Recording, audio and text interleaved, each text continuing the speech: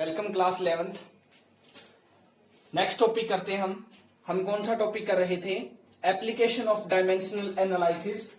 उसके हमने पहली एप्लीकेशन कर ली थी to convert one system of unit into another system, जिसमें हम एक सिस्टम ऑफ यूनिट को दूसरे सिस्टम ऑफ यूनिट में कन्वर्ट करते हैं।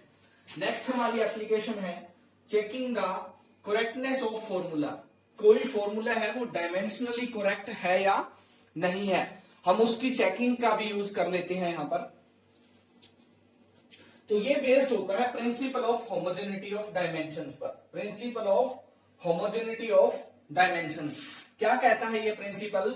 ये प्रिंसिपल ये कहता है कि only that formula is correct in which the dimensions of various terms on one side of the relation are equal to the respective dimensions of these terms on the other side of the relation। यानी क्या कहता है simple language में? Simple language में ये कहता है कि दोनों साइड में जो जो टर्म्स आई हैं, जो जो क्वांटिटीज आई हैं, यानी जो बेसिक क्वांटिटीज हैं, उनकी डायमेंशंस है वो सेम होनी चाहिए। यानी लेफ्ट हैंड साइड की डायमेंशंस इक्वल होनी चाहिए राइट हैंड साइड की डायमेंशंस की। जैसे एग्जांपल लिया है, मान लो लेफ्ट हैंड साइड में है m raise to power a, l raise to power b and t raise to power c। abc कितने भी हो सकते हैं, प्लस माइनस एनीथिंग। तो इसी तरह से इस तरफ भी क्या आना चाहिए, m raise to power a, l raise to power b and t raise to power c। यानी जो वेरियस टर्म्स आई हैं, वेरियस क्वांटिटीज आई हैं, उनकी डायमेंशंस है वो क्या होनी चाहिए, सेम होनी चाहिए। क्लियर? दूसरी बात ये कहता है कि only those quantities are added और सब्ट्रैक्टेड और बेटा मल्टीप्लाई या divide from each other having same dimensions. हम उन्हीं क्वांटिटीज को ऐड या सब्ट्रैक्ट कर सकते हैं या मल्टीप्लाई कर सकते हैं जिनकी डायमेंशन सेम होती है। For example l plus L की डायमेंशन l ही आएगी, यहां पर 2l नहीं कह सकते। ये l क्या है, लेंथ की डायमेंशन। ये एल भी क्या है, लेंथ की डायमेंशन। यानी लेंथ और लेंथ जब एड अप होंगे, उनकी सेम डायमेंशन है तो एक न्यू लेंथ बनेगी। जैसे 1 मीटर प्लस 1 मीटर हम क्या मानते हैं, 2 मीटर। तो मीटर क्या है, लेंथ का ऐसा यूनिट है, यानी एक न्यू लेंथ की डायमेंशन से आएगी। हम लेंथ से मास को नहीं मिला सकते। देखिए यहां पर m है वो मास को बता रहा है कि लेंथ की डायमेंशन है वो मास की डायमेंशन के साथ एड अप और सब्ट्रैक्ट नहीं हो सकती। क्लियर? अब एग्जाम्पल से समझते हैं इसको। यहां पर एक फॉर्मूला दिया है t is equal to 1/2 pi root of l by g। ये किसका फॉर्मूला है, time period of simple pendulum का फॉर्मूला है। ये time period of simple pendulum. हमें चेक करना है कि ये फॉर्मूला है वो डायमेंशनली करेक्ट है या नहीं। देखिए बार बार कह रहा हूं डायमेंशनली करेक्ट, डायमेंशंस की हेल्प से चेक करना है।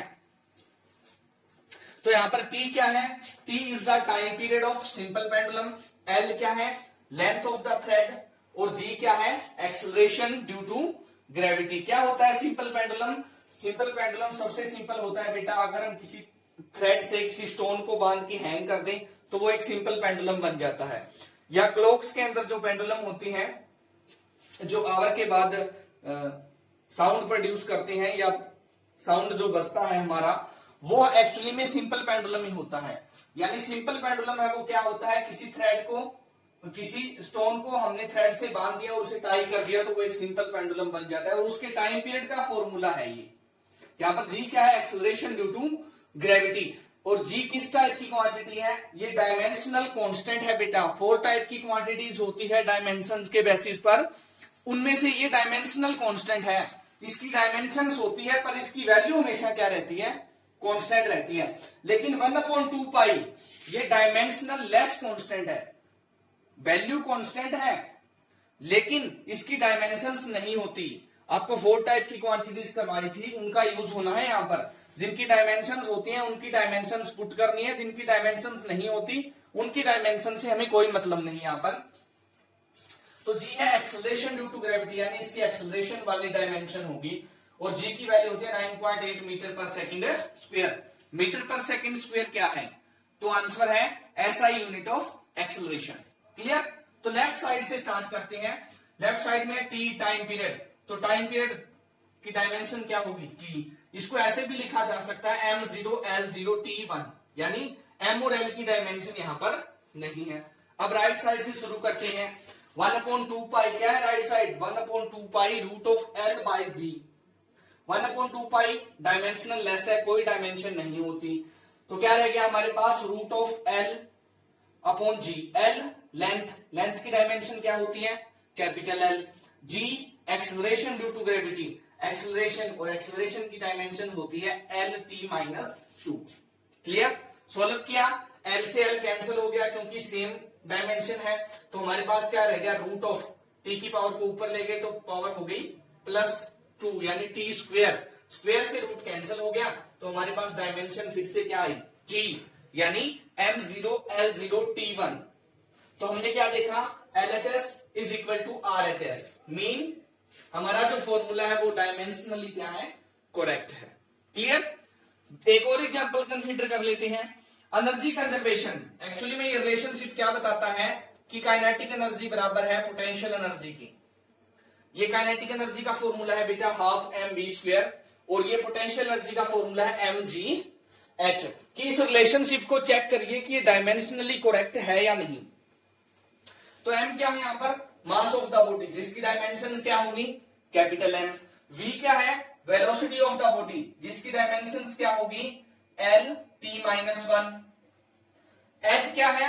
Height from the surface, height यानी l डायमेंशंस होगी हाइट की भी। एंड g क्या है? एक्सेलरेशन ड्यू टू ग्रेविटी, उसकी डायमेंशंस क्या होगी?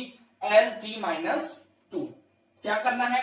LHS की सभी डायमेंशंस को चेक करना है, फिर RHS की चेक करना है। अगर दोनों इक्वल आते हैं तो हमारा फॉर्मूला डायमेंशनली करेक्ट है, अदरवाइज डायमेंशनली करेक्ट नहीं है। तो हमने पुट किया, हाफ नंबर है, कोई डायमेंशन नहीं होती, डायमेंशनल लेस कांस्टेंट है, मास की डायमेंशन m, वेलोसिटी का स्क्वायर है देखिए v², तो v की डायमेंशन पुट करेंगे फिर उनका स्क्वायर ले लेंगे। तो फाइनली हमारे पास क्या आया? m⁻1, l⁻2 and t⁻⁻2। RHS mgh, m की डायमेंशंस, मास की m, g acceleration due to gravity की डायमेंशंस l t-2। क्लियर? और हाइट की डायमेंशन l। तो फिर से हमारे पास क्या आ गया?